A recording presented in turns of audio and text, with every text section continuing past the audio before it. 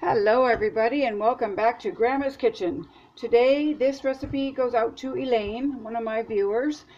She asked me if I ever tried a dish called Sex in a Pan pudding cake. I never have.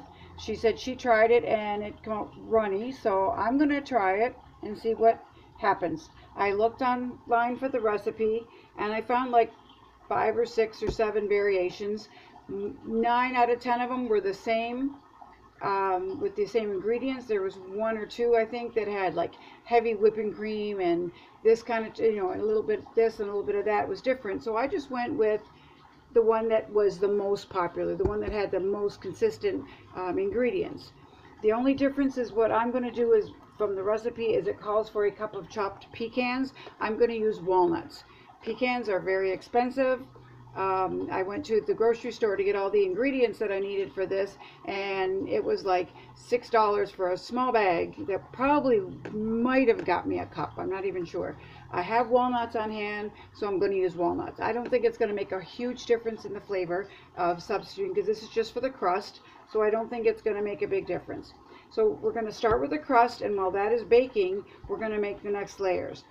The only baking time is the crust. That's 20 minutes long. The rest of the time this is all in the fridge. So we're going to get started by mixing all of our crust ingredients. So it's 1 cup of chopped pecans, which in my case I'm using walnuts. So we're going to put those in. And then 3 tablespoons of sugar. In goes the sugar. This sounds pretty easy. It's layers. It's not complicated. It's not hard. It seems a little time consuming. There's quite a few steps. And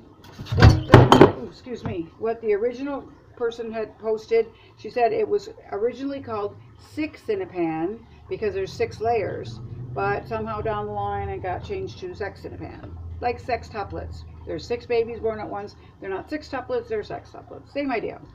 So okay. So to the sugar and the nuts, we're going to add 1/2 of a cup of butter melted. Don't forget, when it says melted butter, you melt it first. When it says butter melted, or sorry, I'm getting it backwards. Butter melted means you measure out your 1/2 cup and then melt it. So we got 1/2 cup of butter that's been melted. And then to that, we're going to add 1 cup of flour.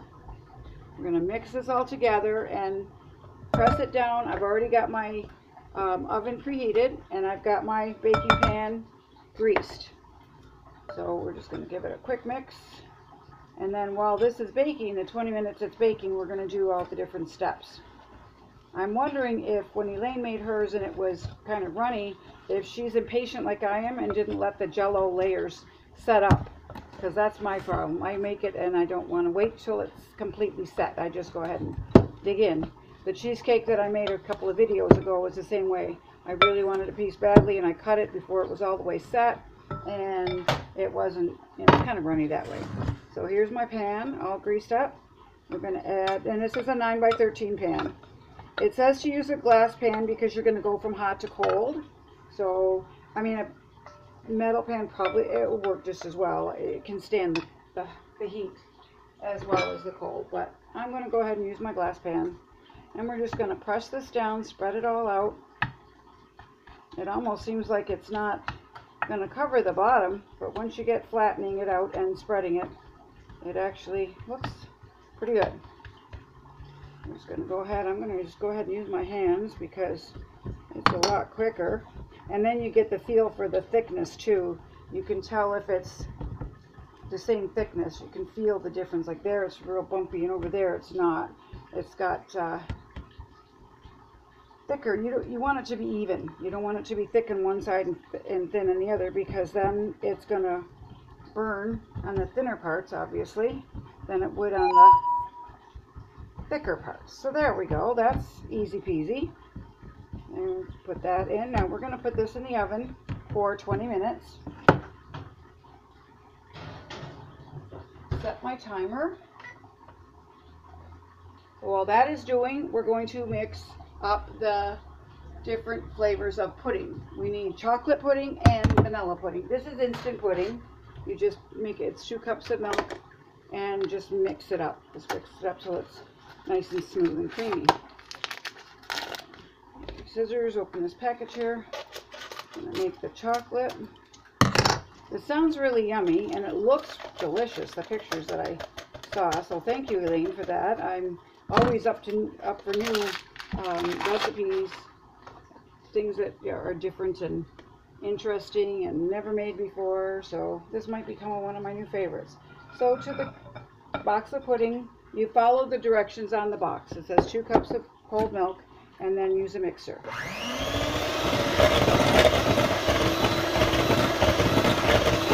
Doesn't take long. It only takes like 5 minutes to set up. So I'll make the chocolate, I'll make the vanilla, and then I'll make the next layer, and by the time the crust is done, all my other layers will be done and ready to assemble. There you go. You just want to make sure it's all nice and perfect. It's not gritty. You can hear it. When you stir it, you can hear if it's gritty, and you can see it's already thickening. So there's our chocolate. I'm going to set that aside and give my beaters a quick rinse because I don't want to mix the two together. I know they're going to be layered together on the dessert, but it's going to be separate layers. So I'm going to move the chocolate pudding over here, and it's almost set already. That's how quickly instant pudding is. I used to buy instant pudding all the time. I haven't bought it in forever. It's just something I used to make for my kids when they were little. So, okay, we got the chocolate. Now I'm doing the vanilla. Same thing, 2 cups of cold milk, and use the mixer. And for like 30 seconds or so, about what it took. And you can feel it when you're stirring it. You can feel if it's smooth or not. You can almost feel like the gritty powder mix. And 2 cups of cold milk for this one. And I'm going to put on my grated noisy blender again. Just 1 second here.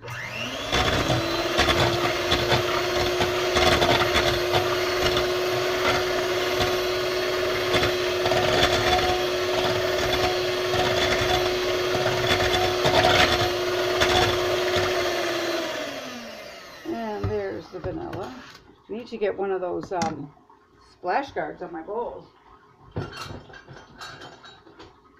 seen them advertised. I've just never bought one. I wasn't sure exactly how most of the time it's for a stand mixer. I don't know if you can get it to cover a bowl like this. I think I'm going to have to come up with something to kind of invent it. So we're going to set our vanilla pudding aside to set. Right next to the chocolate, which is already almost set. Okay, so the next thing to make is, so that's like the crust is first layer, then the chocolate pudding, then there's crust, chocolate pudding, vanilla pudding, cream cheese mixture, that's only 4, and oh, the whipped cream, yeah, so there's 5, and then the topping, the chocolate chips that go on top. Alright, so now for the cream cheese layer, we need in a bowl, a lot of dishes to wash in this one. It's not one of those dump it in the pan and mix it up and go. 8 ounces of cream cheese. So that is 1 package of cream cheese.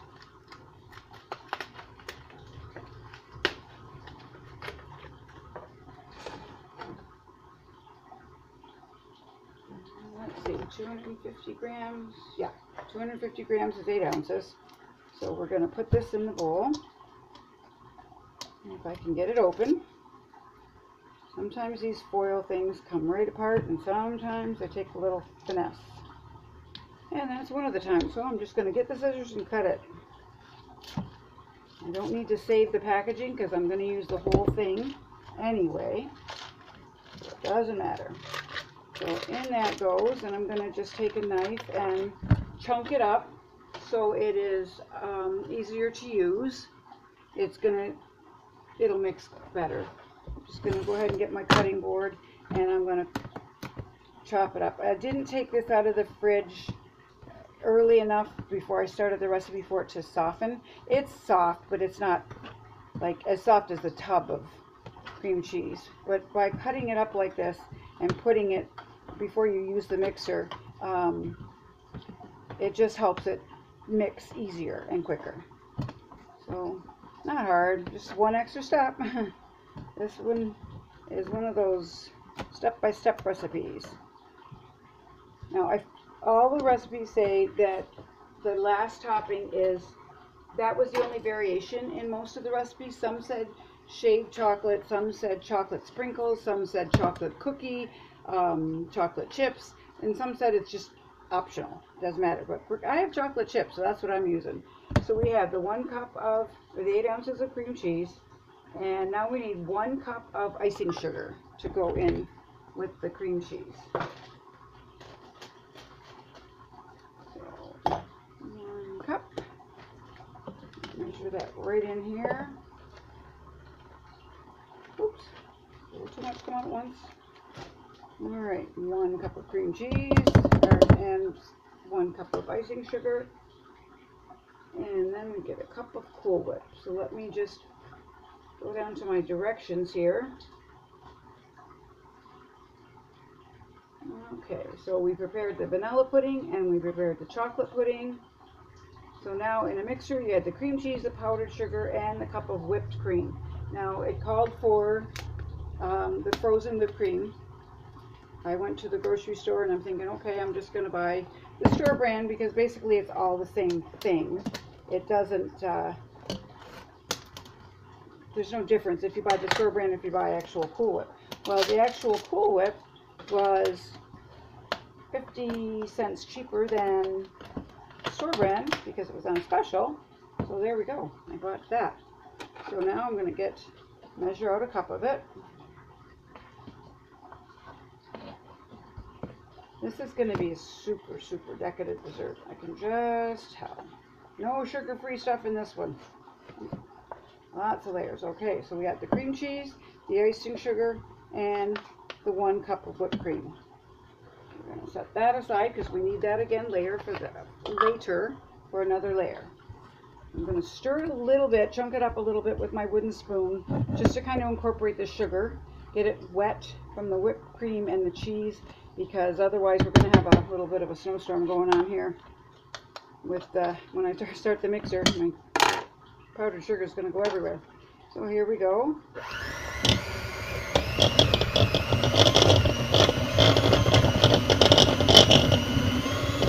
Just takes a couple minutes.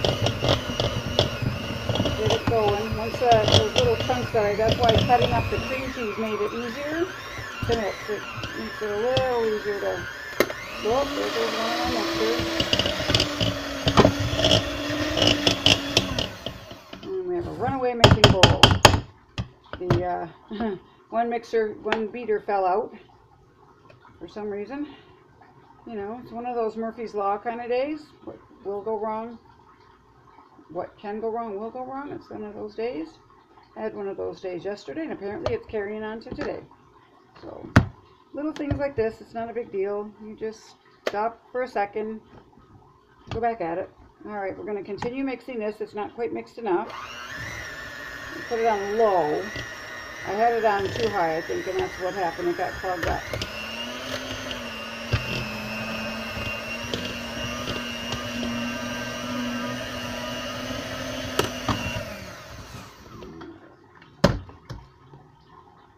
And it fell out again. So we're just going to go ahead and stir this. It's pretty much blended. I'm just going to go ahead and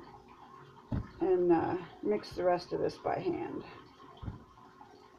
It's pretty much all blended. I'm just going to clean off the beaters, get all that cheese and whipped cream off of there. Set that aside. Give it a stir. Now it says to add the cream cheese, powdered sugar, and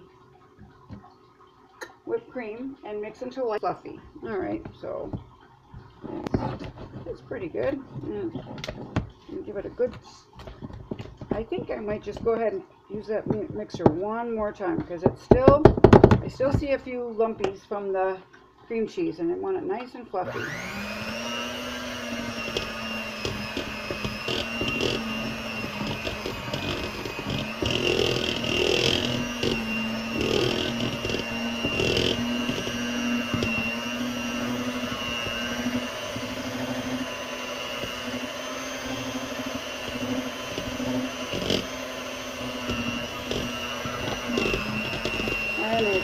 just about ready. Now it's getting there.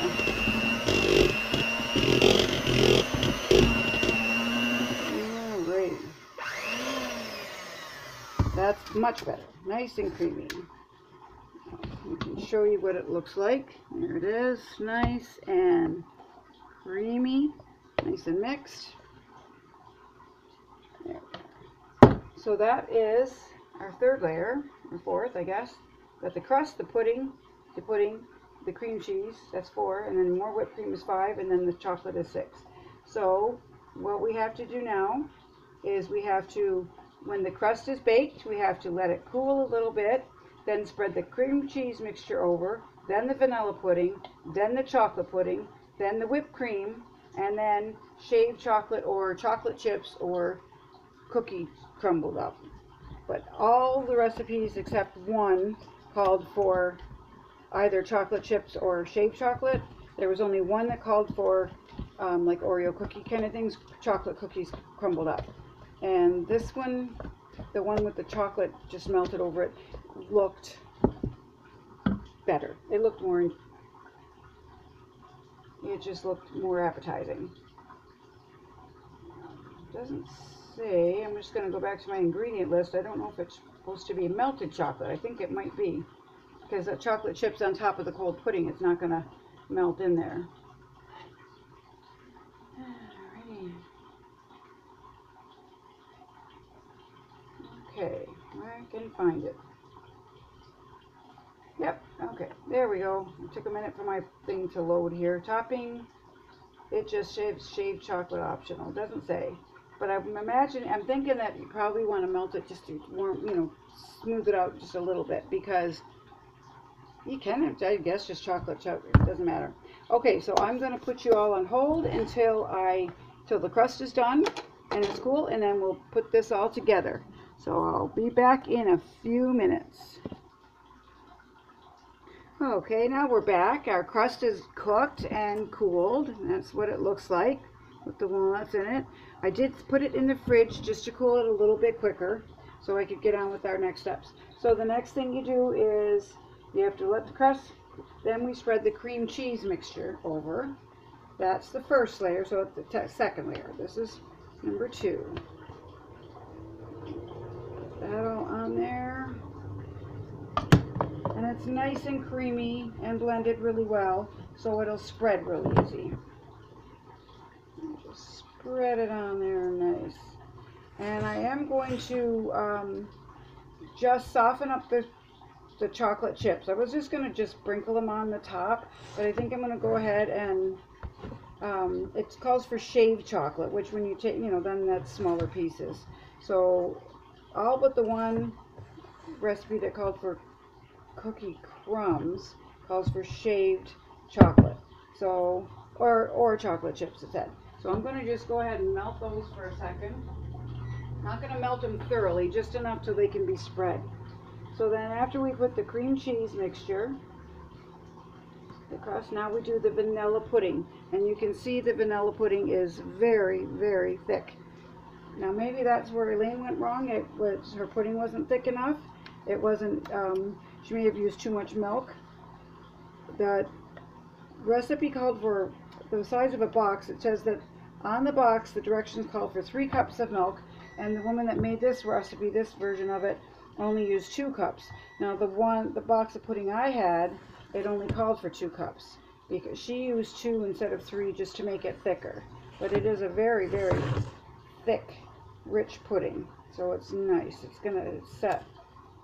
And let's get it off the spatula here, make it nice and smooth for our next layer, which is now, then that's what, 3 layers? The crust, the cream cheese, the vanilla pudding, and now the chocolate pudding. That's number 4.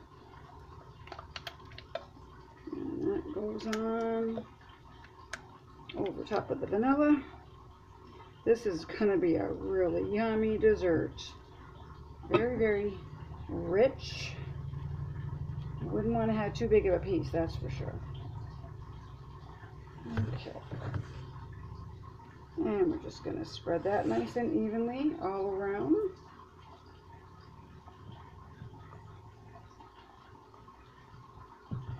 So we got crust, we got cream cheese layer, we got vanilla pudding, crust, cream cheese, vanilla, chocolate pudding, that's 4. Then the 5th layer is 2 cups of the whipped cream. Going on.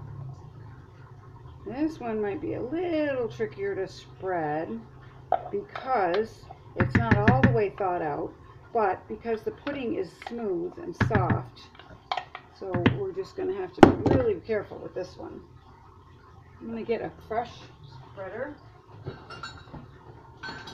I could have used that one, but it had the chocolate pudding still on it a little bit, and it would have, you know, would have just kind of messed up the layers. I'm just doing it very, very gently because the whipped cream has not all the way thawed, so it's going to be, and because this is cold pudding and you're putting it in cold, it won't thaw. It will thaw quickly the more you work with it. There it goes. See how easy? You know, there's one lump there, and now my chocolate pudding is starting to show through. I did get a little bit on top of it, but that's okay because the next layer is chocolate anyway. So there, we have 5 layers. Crust, cream cheese and icing sugar, vanilla pudding, chocolate pudding, and whipped cream. Throw that off of there. And now I'm going to get my chocolate chips out of the microwave.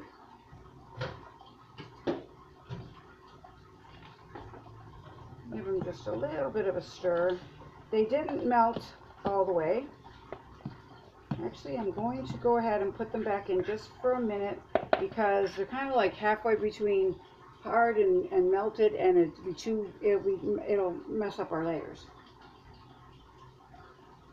I'm going to put those back in the microwave for another 30 seconds because it'll just smear. It won't spread nice.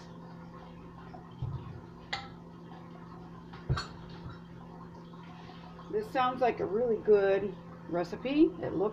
It's not hard to make, it's just a little time consuming. There's a lot of steps that you have to do separately. Let's see how that looks. You have to do each step separately. And yeah, okay. So I don't know how this is going to spread. I should have left them whole because it's still a little stiff. Give me 30 more seconds. I should have just sprinkled them on whole, but I thought it would be more attractive if it was spread with chocolate rather than just chunks of it. You know, that's what happens. You kind of just trial and error sometimes with the recipe. You can't always necessarily get it just right. But chocolate chips are a little harder to melt than I thought.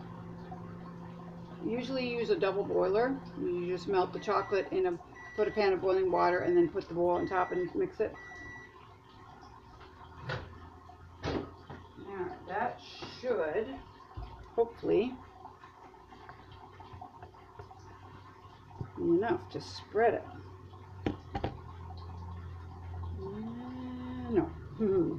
Actually, that made it worse. So what I'm going to have to do is try and get these melted a little bit more because it's not going to spread it all this way. So hold on just a minute. Alright, got those chocolate chips melted. It took about 3 tries to get them to melt. And it's still not going to spread all the way because now I'm putting kind of warm melted chocolate on the cold whipped cream. But the trouble is if I don't put it on right now, it's going to seize up. So we're just going to have chocolate mixed in with the whipped cream. It's still going to work. It's still going to be a layer. It's spreading, but it is mingling in with the whipped cream, which is okay. It doesn't really matter. Next time I'll know just to put them on just like they are, and I won't melt them. But you know what? That's how you learn. That's how you have your trials. You have your failures. This isn't necessarily a failure. It just would have been better had I done them whole. So there is It did spread. It did. It mixed in with the boy, my brain is on stupid today. It mixed in with the whipped cream. So there we go. Now I'm going to go ahead and risk cutting into this. I'm sure everything is set because the pudding layers were all set when I, they were very, very set. So just the top layer now because of the hot chocolate going on the whipped cream. So we're going to just take the corner piece out here and see what it looks like. There we go. The first piece is always the hardest. Okay, so I need to let it set. It is, the top layer is, it's not runny, but that's what it looks like inside because I didn't, it needs just set up in the fridge. I'm going to put this in the fridge for, 10 minutes or so. And then see how it cuts. I'm going to just put that piece right back in there. And we'll see how it comes out when it's more solid, when the whipped cream has time to set up. Alrighty, I let my dessert chill for a little while. I even put it in the freezer just for a few minutes so it could get good and chilled.